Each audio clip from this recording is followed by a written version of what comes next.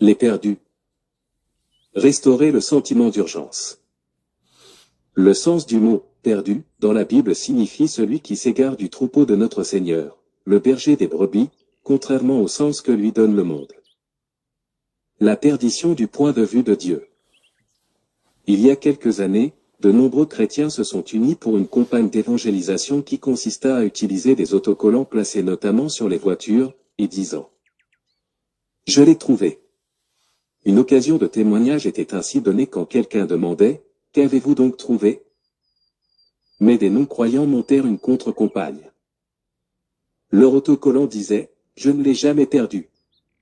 Dans notre culture, c'est ce point de vue qui l'emporte.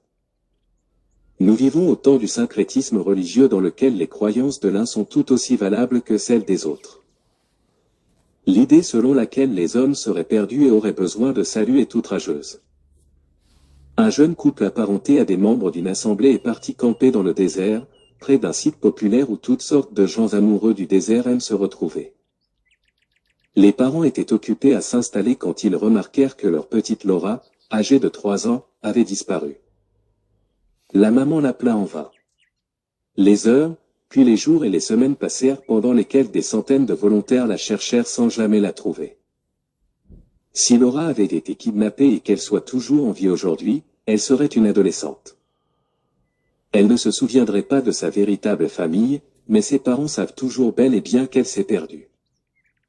De même, Dieu seul sait à quel point les gens sont perdus, y compris ceux qui n'en ont pas du tout conscience. Jésus révèle le cœur même de l'Évangile dans le texte de Luc 15 à travers 3 courtes histoires, la brebis perdue, la pièce perdue, et le fils perdu.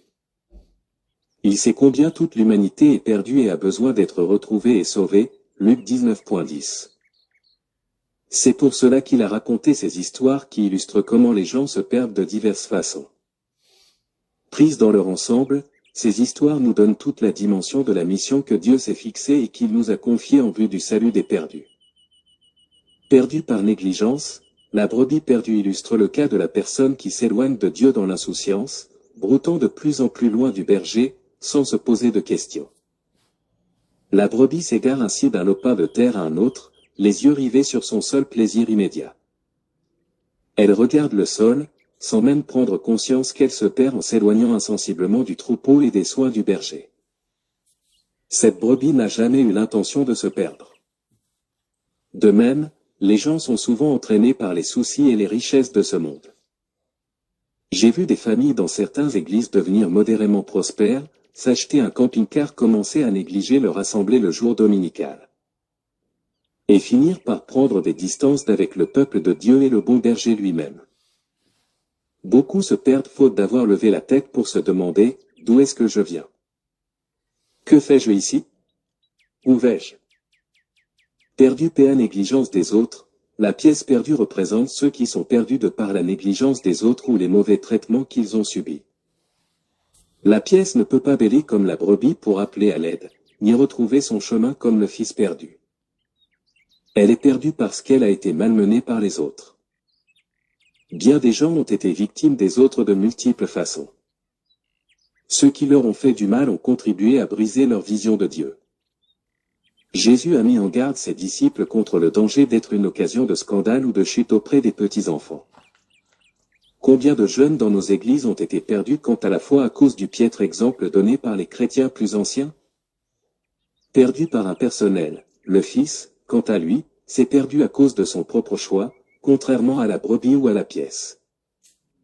2 femmes ont exprimé l'Évangile avec beaucoup de clarté quand elles ont composé le cantique qui dit « Il y a une place pour toi à la croix ». Peu de temps après, une quitte à l'autre, abandonna la foi, partit chanter dans des boîtes de nuit, et eut une liaison avec une personnalité du show business. 5 ans plus tard, elle périt dans un accident de la route alors qu'elle rentrait d'un night-club où elle venait de chanter. Nul ne sait si dans ses dernières secondes de vie elle a choisi de mettre en pratique ces paroles qu'elle avait elle-même composées. Ces paroles n'en ont pas moins aidé des milliers d'autres à répondre à l'appel de l'Évangile. Un couplet de ce chant ajoute, même si des millions se sont approchés, il y a encore là une place, oui, il y a une place pour toi à la croix. Dieu seul sait à quel point les gens sont perdus, y compris ceux qui n'en ont pas du tout conscience. Son parcours ressemble à celui de tous ceux qui sont longtemps restés assis dans nos églises, ont chanté les cantiques, prié avec nous, pour finir par tout abandonner. Oh! Puisse Dieu nous envoyer un réveil par lequel tous les fils et les filles qui se sont perdus pourront revenir au bercail. Ceux qui vivent sans le Seigneur sont perdus parce qu'ils ignorent Dieu, ne lui ressemblent plus et vivent loin de lui. Ils sont perdus dans tous les sens du terme tel que Jésus l'emploie à travers ces trois histoires, par leur propre négligence, par celle des autres et par leur propre choix. Si nous ne saisissons pas le sérieux de l'état de perdition de ceux qui nous entourent, nous ne ressentirons pas l'urgence de notre mission. Quand quelqu'un est perdu, nul ne doit vivre comme si de rien n'était. Dieu veut que les perdus soient sauvés, qui se préoccupe d'aider les perdus à retrouver leur chemin. Dieu en personne. Les perdus lui appartiennent tous, qu'il s'agisse d'une brebis, d'une pièce ou d'un fils. Chacun dévoile un aspect différent de l'œuvre de Dieu le Père, le Fils et le Saint-Esprit dans le salut. Jésus est celui Jésus est le bon berger qui cherche la brebis perdue. L'idée qui prévalait au temps de Jésus était que Dieu pourrait, à la rigueur, accepter de recevoir un pécheur pénitent, mais qu'il n'irait jamais jusqu'à aller le chercher.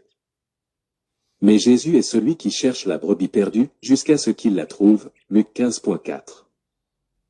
De même, la maîtresse de maison cherche sa pièce de monnaie jusqu'à ce qu'elle la trouve, verset 8.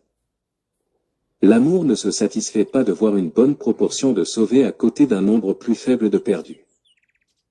99% des brebis étaient en sécurité, 90% de l'argent était en lieu sûr, quant au Fils, c'était 50%. Qui ne se satisferait pas de telles statistiques de croissance dans son Église? Et si 99% des habitants de votre ville étaient dans votre Église? Mais les âmes ne sont pas des statistiques ni des pourcentages. Quand des parents perdent un enfant, peut-on leur dire, « Oh, il vous en reste d'autres ». Le Seigneur recherche l'individu qui se perd, et l'Église doit faire le même. Le chrétien et l'Église ne prennent réellement part à la mission de Jésus et à sa passion que lorsqu'ils vont et cherchent, refusant de se contenter de rester là à attendre. Le Saint-Esprit nous cherche, l'activité du Saint-Esprit consiste à chercher ceux qui ne peuvent plus s'aider eux-mêmes. Semblable à cette pièce de monnaie perdue, l'humanité est inerte, sans vie, incapable de répondre à l'appel de Dieu si ce n'est par l'Esprit qui l'attire. Je préfère considérer le récit de cette femme qui cherche sa pièce perdue, comme une allégorie. La lampe allumée nous parle ainsi de l'Église, Matthieu 5.14. Le Saint-Esprit veut prendre une lampe et partir à notre recherche. Ce n'est pas chose facile que d'aller à la recherche des perdus. Cela nécessite des efforts. Mais qu'adviendrait-il si la lampe s'éteignait? Le Père attend, la brebis et la pièce peuvent être ramenées sans leur consentement, mais il n'en va pas de même des hommes. Le Fils rebelle est bien plus difficile à trouver. Il doit tout d'abord revenir à lui-même, puis à son Père. Le problème du Fils est de chercher à dépenser les ressources du Père loin de sa présence. Saint Augustin l'a bien dit, un cœur enténébré est un pays lointain, car ce ne sont pas nos pieds mais nos affections dont nous nous servons pour nous éloigner de toi ou pour revenir à toi. Ou, le pays lointain est le lieu où vous êtes profondément déçu de ce que vous êtes. Vous êtes autant dans ce pays éloigné que vous n'êtes désillusionné au point de dire, est-ce là tout ce qu'il y a à vivre? Et le Père de répondre, bien sûr que non. Rentre à la maison. Dieu se réjouit quand ceux qui se perdent sont retrouvés. Le berger de la brebis qui s'égare, la femme qui perd la pièce d'argent et le père du fils perdu se réjouissent tous les trois et veulent que les autres participent à leur joie quand ce qui est perdu est retrouvé. Le seul à ne pas se réjouir, c'est le fils aîné, Luc 15.25-30.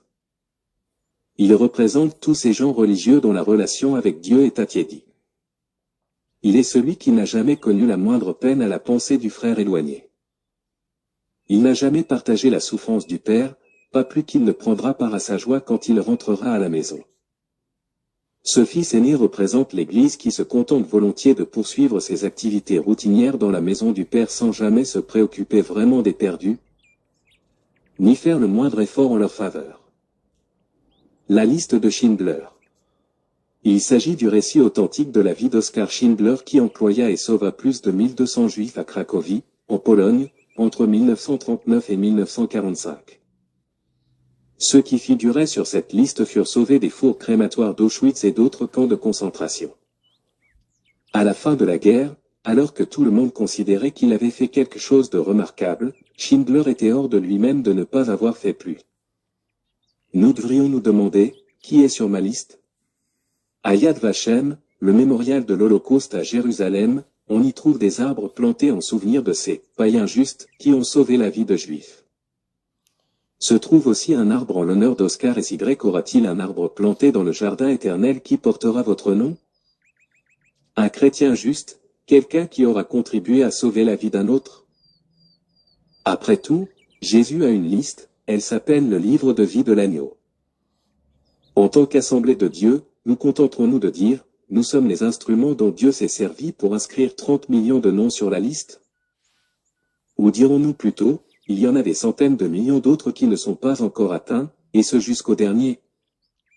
Une église véritablement évangélique ne se contente jamais du nombre de membres qui figurent sur son registre. Elle prend plutôt part à la passion de Dieu pour tous ceux qui sont encore perdus. Amen.